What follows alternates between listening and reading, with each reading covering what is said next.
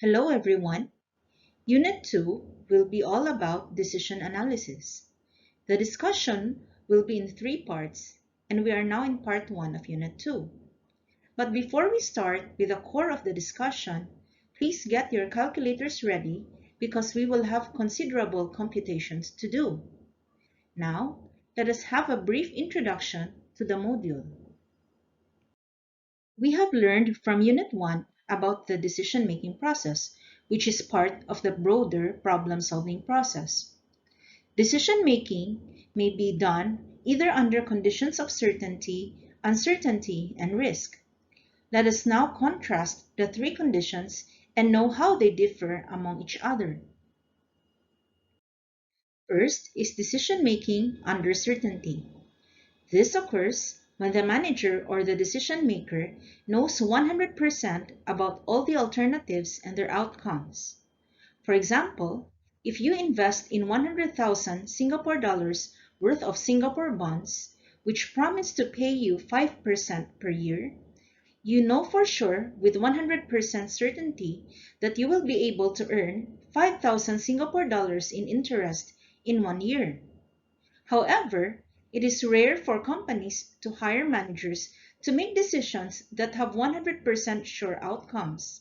Hence, we are not concerned about decision-making under certainty since there is no point to perform complex analysis for these kinds of decision problems.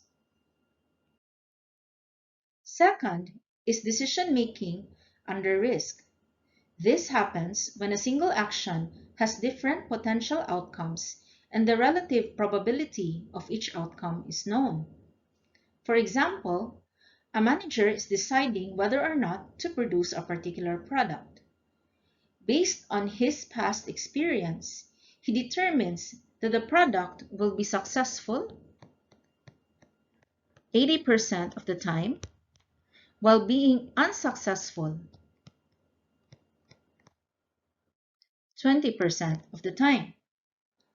This is considered as decision-making under risk because even though decision alternatives are clear and the manager has already established percentages as to the degree of success of the product, he is not really sure if the future will render the product successful or unsuccessful. That is why a condition of risk exists. The established likelihood of the outcomes are based on past experience, research, precedence activities, as well as other information. Lastly, we have decision-making under uncertainty. This occurs when a single action may result in more than one potential outcome, but the relative probability of each outcome is unknown. This is because the problem may be very new or complex that the decision maker has not yet established probabilities as to the possible outcomes, and there is no point of comparison to make. Because of this, making decisions under conditions of uncertainty is the most difficult among the three conditions. An example is the selection of jobs from among alternatives, which involves a great deal of uncertainty, especially if you're doing it for the first time. Suppose you just graduated and passed the CPA licensure exam, and you are in the process of making a career decision for the first time. Since it's your first time looking for a job, you don't know yet what will happen and cannot speak of any past experience of whether the work environment will be suitable for you. Thus, the likelihood of you being successful in working in a particular company is still questionable. And to summarize the three conditions, we have here uncertainty, which has a high level of ambiguity and a high chance of making a bad decision, since probabilities and expected outcomes are unknown. Then, we have under condition of risk, where there is some knowledge of probabilities and expected outcomes, and so the ambiguity level is moderate and the chance of making a bad decision is also moderate. And lastly, we have under conditions of absolute certainty, which has a low level of ambiguity and low chance of making a bad decision because probabilities and expected outcomes are known. In decision analysis, we aim to look for an optimal or the best strategy to employ when we are faced with risk or uncertainty and have different decision alternatives to choose from. Once again, let me reiterate that in AC 1103, we are only concerned about decision making under risk and uncertainty because there is no need for any theories or principles to study under conditions of certainty. We must understand also that no matter how careful we are in analyzing the decision problem, fortuitous events may make consequences uncertain. For example, before the pandemic, the economic outlook in the Philippines was going very strong. This all changed, however, when the pandemic occurred, and unfortunately, the country is currently experiencing a recession.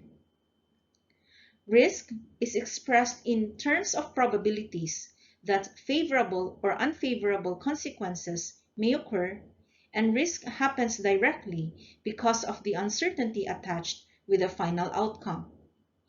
There is always an element of uncertainty in decision making. Every alternative will result in different outcomes whose probability distributions must be subjectively determined. Thus, a good decision analysis should always take risk into account because it provides information regarding the favorable and unfavorable events that may happen. Now, why should we use quantitative models in decision making? While it is true that managers can make qualitative decisions based on experience and gut feeling, however, we cannot discount the fact that we are just humans and we are prone to cognitive biases. Some of these biases include anchoring, framing, and gambler's fallacy. In anchoring, humans have the tendency to rely too heavily on the first piece of information they obtained, which is called the anchor.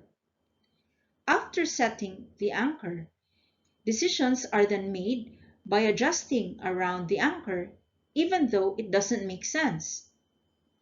Anchoring is a tactic used in marketing to take advantage of our biases. For example, let's have Store S. Store S may announce a huge sale offering 20% discount to entice people to buy its products. However, it does not mean that they offer the best deal. Store S may market a product as 100 pesos with a 20% discount, wherein you need to pay 80 pesos. However, another store may offer the same product at 70 pesos without a discount. In spite of this, people are more likely to buy from Store S, even though it is more expensive after the discount, because they are enticed by the discount. Second is framing. People react to a particular choice in different ways depending on how it is being presented. For example, would you rather eat food that is 2% fat or 98% fat-free?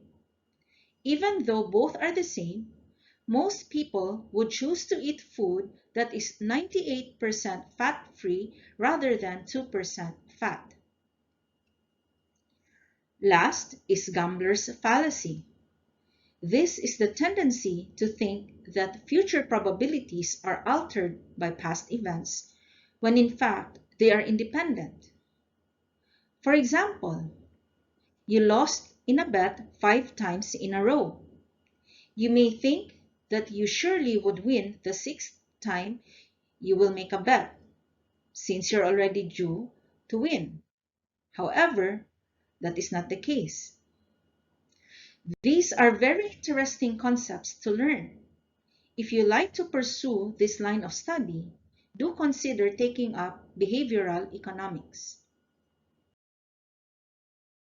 The main topics for Unit 2 will include problem formulation, decision-making without probabilities, decision-making with probabilities, risk analysis and sensitivity analysis, decision analysis with sample information, computing branch probabilities, and utility theory.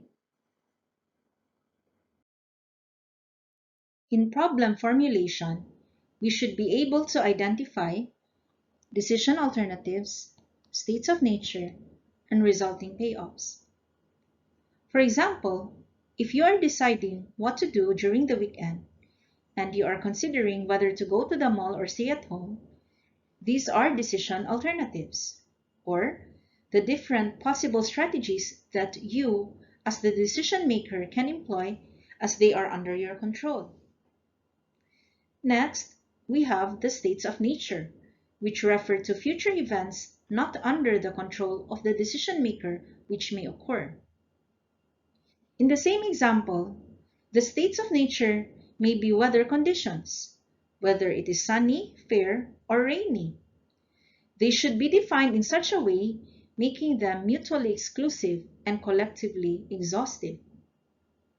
What do you mean by these two? Mutually exclusive means that two events cannot occur at the same time. For example, it cannot be sunny and rainy at the same time. Collectively exhaustive means that at least one of the events must occur. In the same example, during the weekend, the weather should be either sunny, fair, or rainy. Let us look at a sample decision problem and know how to formulate the problem.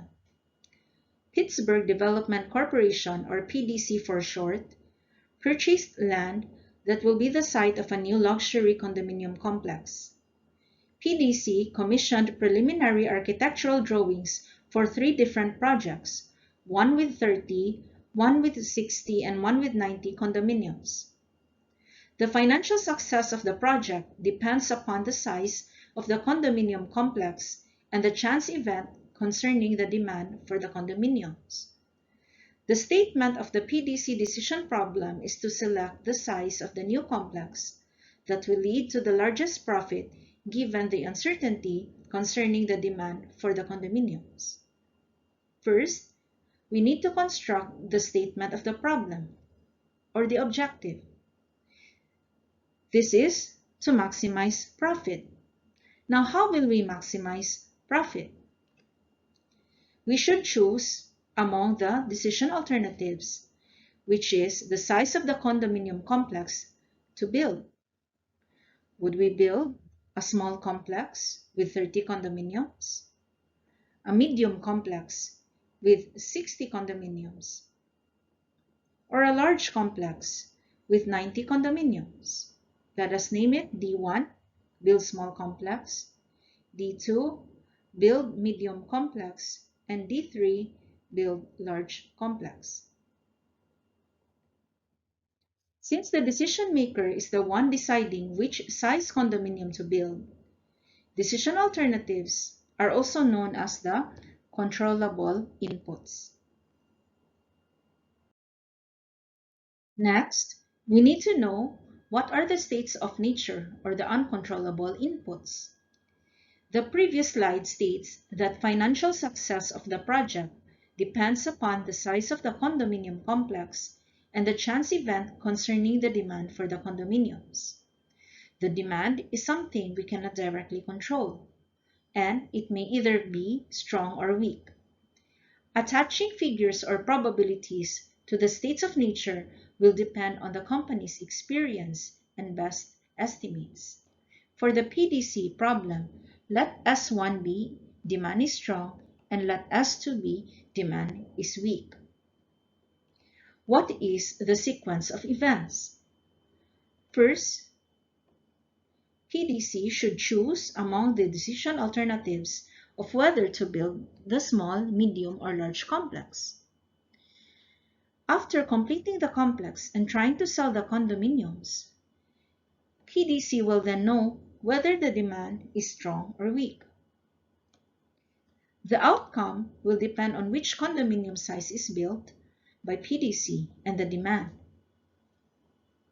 In evaluating the outcome, it will depend which criteria we use to make such an evaluation.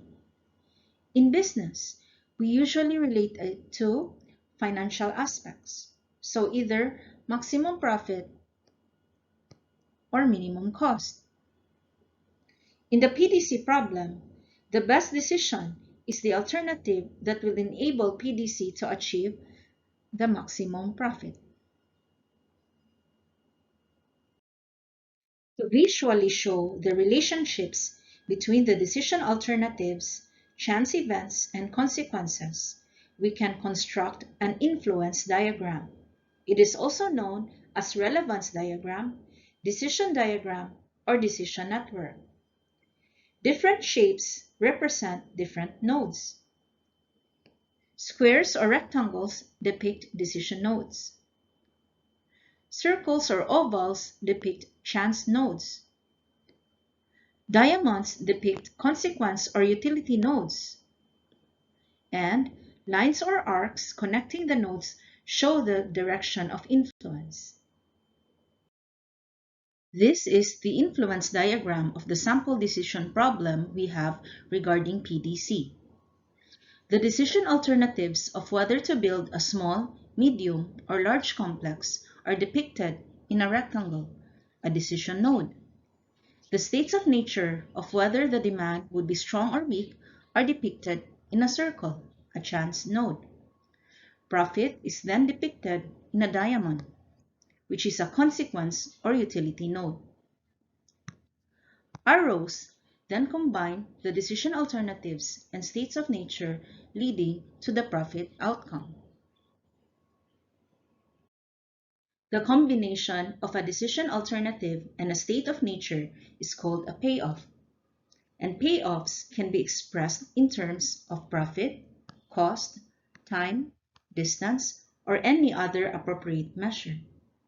All the payoffs can then be summarized in a table which we call the payoff table. A payoff table would look like this. We have 3 decision alternatives and 2 states of nature. The payoffs in this example are expressed in profits in millions of dollars. We can clearly see that if you choose D1 and the demand is strong, or S1, you will earn a profit of $8 million. However, if the demand is weak, you will have a profit of $7 million. If you choose D2 and the demand is strong, the profit is $14 million. If the demand is weak, the profit is $5 million. If you choose D3 and the demand is strong, profit is $20 million.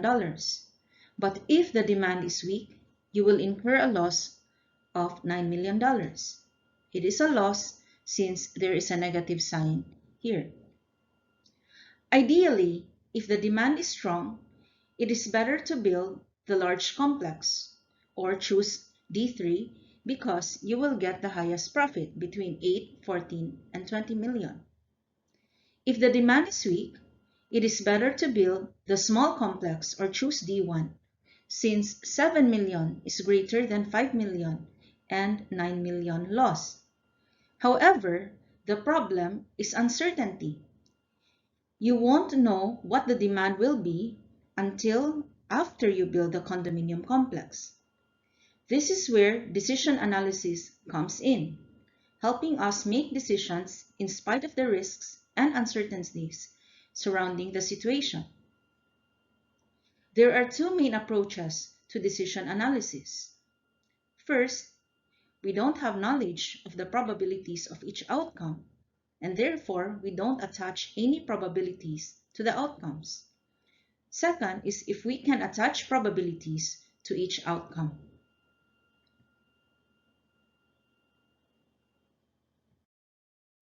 For decision-making without probabilities, we have three approaches to use: the optimistic approach, the conservative approach, and the minimax regret approach.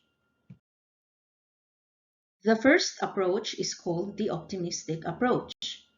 It is also known as the maximax approach, and it is usually utilized by an optimistic decision maker who chooses the decision that allows him or her to generate the largest possible payoff. Take note that payoffs are not just in terms of profits, but also costs and any other appropriate measures such as time and distance. Therefore, if the payoff is in profits, we should choose the decision alternative with the largest profit. If the payoff is in terms of costs, then we should choose the decision alternative with the lowest cost. Let us now identify which condominium complex should PDC construct if it uses the optimistic approach in making the decision.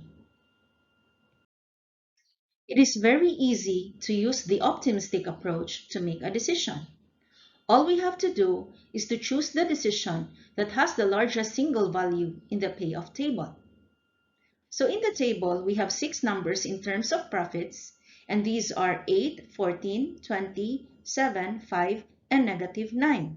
So obviously, the largest number in this table is 20. Therefore, our decision would be to choose D3, build the large complex. The second approach is called the conservative approach. This approach is also known as the Maximin approach and is usually used by conservative decision makers. If the payoff is in terms of profits, we first list down the minimum profits and choose the highest among these. Thus, the minimum possible payoff is maximized. However, if the payoff is in terms of costs, we would list down the maximum costs and among these choose the lowest. Hence, the maximum possible cost is minimized. Let us now identify which condominium complex should PDC construct if it uses the conservative approach in making the decision. Let us now use the conservative approach to make a decision. First, we need to list the minimum payoff for each decision alternative.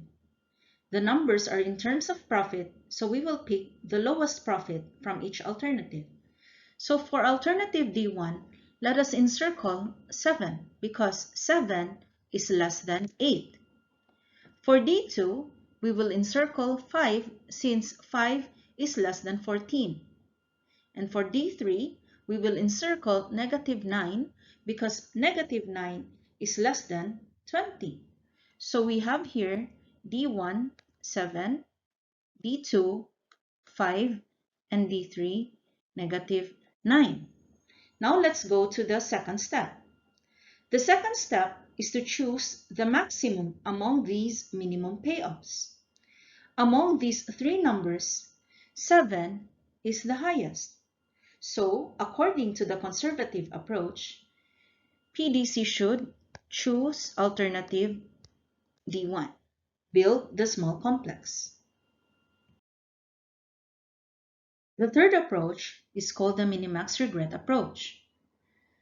To use this approach, we must first construct the regret table or the opportunity loss table. This is done by calculating the difference between each payoff and the largest payoff for that state of nature to determine what is the maximum regret for each decision alternative. Then, we shall choose the minimum among the maximum regrets. To appreciate this approach more, let us apply it to the PDC problem. Once again, the minimax regret approach seeks to minimize the maximum regrets. Thus, we need to construct the payoff table and ultimately pick a decision alternative. The first step is to choose the largest payoff from among each state of nature. For S1, we need to choose among 8, 14, and 20. 20 is the largest, so let's encircle 20. For S2, among 7, 5, and negative 9, the largest is 7, so let's encircle 7. Step 2 is to construct a regret table. In our local vernacular, we can call the regret table as the Alcansi table. This is done by subtracting each payoff from the largest payoff chosen in step 1. So for S1, 20, which we encircle, minus 8 is 12. For D2, 20 minus 14 is 6. And then for D3, 20 minus itself 20 is equal to 0. What is the logic behind this? Why do we call it the Alcansi table? Now, if the demand is strong, and had you chosen D3, your profit would be 20. However, if you made the wrong decision and choose D1, then you have an opportunity loss or Alcansi of 12. If you choose D2, earning you 14, you have a lost opportunity of 6. Then, if you choose D3, there is no lost opportunity since you made the right decision. This logic follows for the S2 column. So, for D1, 7 minus itself is 0. And for D2, 7 minus 5 is 2. And for D3, 7 minus negative 9, so 2 negatives becomes positive, that is 16. Step 3 is to choose the higher regret for each decision alternative. For D1, we choose 12 since 12 is greater than 0. For D2, we choose 6 since 6 is greater than 2. And lastly, for D3, we choose 16 because 16 is greater than 0. Writing down what we have chosen in step 3, let us now move to step 4, which is to choose the lowest regret among the regrets in number 3. Among the 3 decision alternatives, D2 has the lowest regret or Alcansi. Therefore, the minimax decision is D2, build the medium complex, and 6 is the minimax regret. Now, what happens if there is a tie as to the values? For example, what if D1 is 12, D2 is 6, and then D3 is also 6? What will be the decision? Well, that means the decision maker is indifferent among choices D2 and D3. In other words, he can either choose D2 or D3. A summary of the results for PDC indicates that the approach you choose would really affect the decision you make. Even though we can see that there is a conflict as to the decision taken, there is no right or wrong approach. The optimistic approach would arrive at a decision to build a large complex. Using the conservative approach, the decision would be to build a small complex, and using the minimax regret approach, the decision would be to build a medium complex. Let us now solve this comprehensive, non-probabilistic decision-making problem. This is taken from one of the problems in your book. In here, we have 4 decision alternatives, D1, D2, D3, and D4, and we have 4 states of nature, S1, S2, S3, and S4. We can see that the payoffs are in terms of profits, according to the given statement in the problem that it is a profit payoff table. Let us now solve each of the requirements one by one. Requirement A asks us, if the decision maker knows nothing about the probabilities of the 4 states of nature, what is the recommended decision using the optimistic, conservative, and minimax regret approaches? For the optimistic approach, we should choose the decision with the largest single value in the payoff table. If we look at the table, the largest value is 14, which correspond to decision alternative D1. So under the optimistic approach, we're going to choose D1. For the conservative approach, first, we'll list the minimum payoff for each decision alternative. The smallest payoff for D1 is 5. For D2, it is 7. For D3, it's 9. And for D4 is 8. So let's list it down. D1 is 5. D2, 7. D3, 9. D4, 8. Then, step number 2, choose the maximum among the minimum payoffs. So, among these four numbers, 9 is the largest. So, under the conservative approach, we're going to choose alternative D3. For the minimax regret approach, first, we find the largest payoff from among each state of nature. For S1, we choose 14 because 14 is largest among 14, 11, 9, and 8. For S2, we choose 10. For S3, we choose 11. And for S4, we choose 13. Next, step 2, let us fill up the regret table. For S1, we have 14 minus 14 is 0. And then for D2, we have 14 minus 11, we have 3. And then for D3, 14 minus 9, that is 5. And then for D4, 14 minus 8 is 6. Doing the same procedure, for S2, we would have 1, 0, 0, 0. For S3 column, we have 1, 3, 1, 0. And for S4, we have 8, 6, 2, and 0. So this is our completed regret table. Next, for step 3, we choose the higher regret for each decision alternative. So for D1, we have to choose between 0, 1, 1, and 8. 8 is the highest, so let's write down 8. For D2, the highest is 6. For D3, the highest is 5. And then for D4, the highest is 6.